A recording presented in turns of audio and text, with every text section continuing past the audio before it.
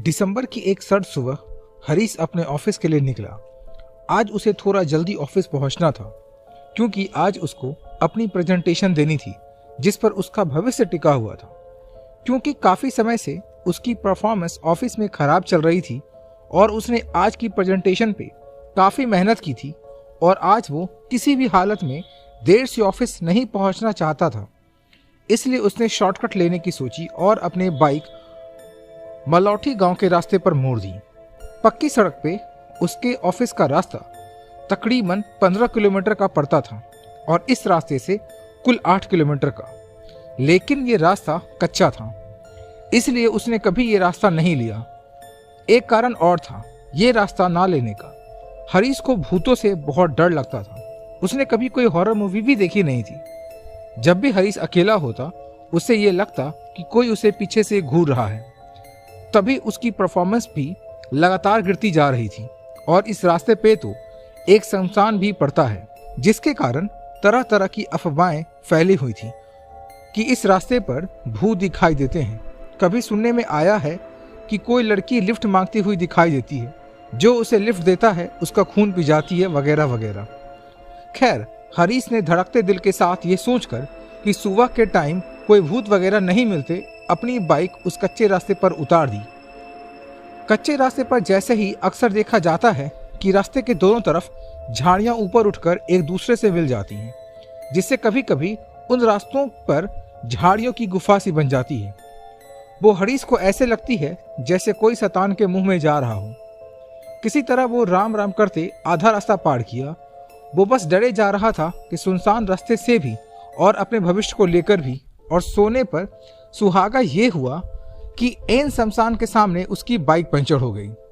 अब हरीश जैसा डरपोक इंसान और उसकी बाइक एकदम शमशान के सामने पंचर। हरीश की हालत तो जैसे अधमरी सी हो गई। लेकिन इतने पर भी बस ना हुआ। जैसे ही हरीश बाइक से उतरा उसे धक्का देने लगा, उसे कोई आवाज सुनाई दी, छन छन। अब हरीश को काटो तो खून नहीं। हरीश बुरी तरह से डर गया और डर के मारे कांपते हुए वहीं बेहोश होकर नीचे गिर गया। उसे बेहोश हुए कुल 5-7 मिनट ही हुई होगी। उसे लगा कि कोई उसे उठा रहा है। उसने देखा कि एक ग्रामीण आदमी उसे उठाने की कोशिश कर रहा है। किसी इंसान को अपने पास देखकर हरीश की जान में जान आई। ग्रामीण ने उसे पूछा कि क्या हुआ साहब, कोई दुर्घटना हुई है क्या आपके साथ?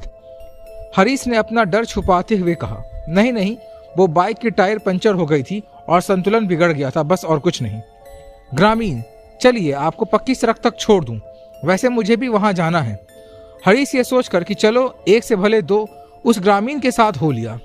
हरीश ने बातों का सिलसिला आगे बढ़ाया। हरीश, तुम्हारा नाम क्या है? ग्रामीण, मुझ गरीब को सोहनपाल कहते हैं। हरीश, तुम यहीं रहते हो? सोहनपाल, जी रहते तो हम मठौली गांव में थे, लेकिन हमारा बेटा यहाँ छोड़ गया था, सो हमने सोचा कि थोड़ा अपने खेतों की रखवाली भी कर लें, तभी आप पर नजर पड़ी। हरीश, लेकिन तुम तो कह रहे थे कि तुम्हें शहर की ओर जाना था। सोहनपाल, जी जाना तो चाहते थे, लेकिन हमारे बेटे ने जाने नहीं दिया।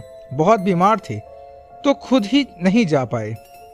हरीश, बीमार तो नहीं लगते तुम? सोहनपाल, छोड़िए साहब मुझ गरीब की, अपनी बताइए। हरीश ने उसे कुछ अपने बारे में बताया और कुछ छुपाया। सोहनपाल, आप जिस काम के लिए जल्दी जा रहे हैं वो अच्छे से होगा, आप चिंता ना करें, बस अपने पर विश्वास रखें। हरीश उसके मुख से यह सब सुनकर हैरान हुआ। हरीश, तुम्हें कैसे पता? सोहनपाल, साहब आप जैसे शहरी लोग इस रास्ते से सिर्फ तभी गुजरते हैं जब आपको कहीं जल्दी पहुंचना होता है, वरना कौन भला यहाँ भूतों के रास्ते से गुजरे? हरीश, नहीं, ऐसी बात नहीं है। हरीश ने अपना डर छुपाते हुए कहा, जबकि सच्चाई ये थी कि भूतों का नाम सुनकर उसकी हालत खराब हो गई थी। सोहनपाल जोर से हंसने लगा।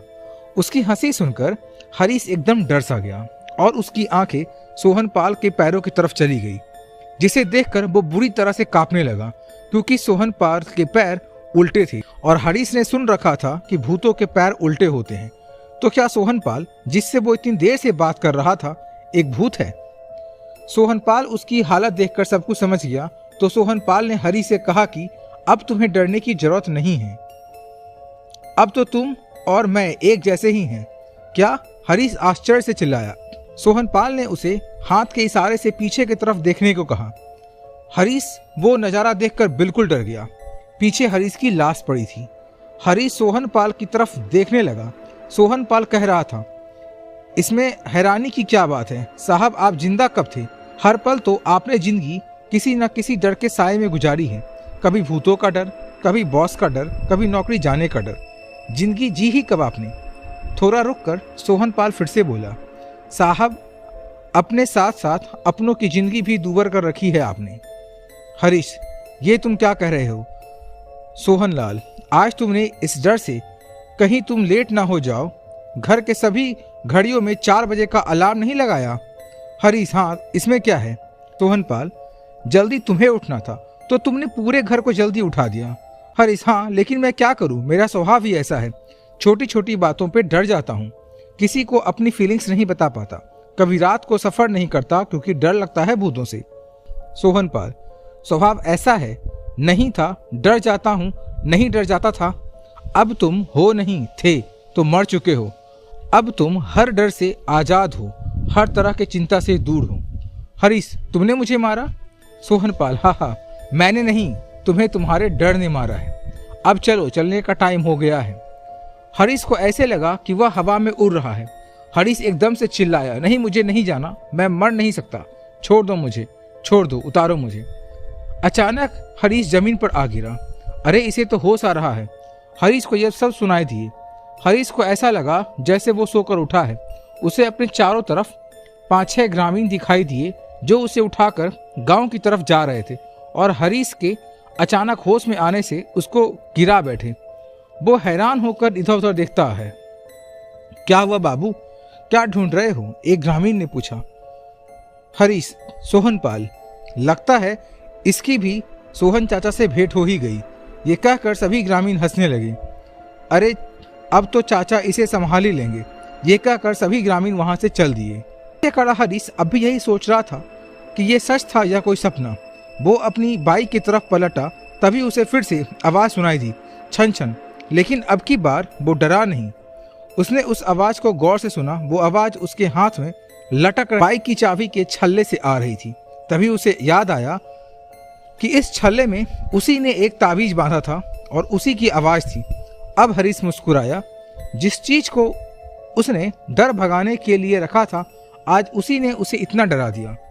हरीश ने वो ताबीज निकालकर फेंक दिया और अपने आप में कहा, सच कहा सोहनपाल ने, अब मैं डर जाता हूँ, नहीं डर जाता हूँ, मैं हूँ, नहीं था। वो हरीश तो यहीं मर गया।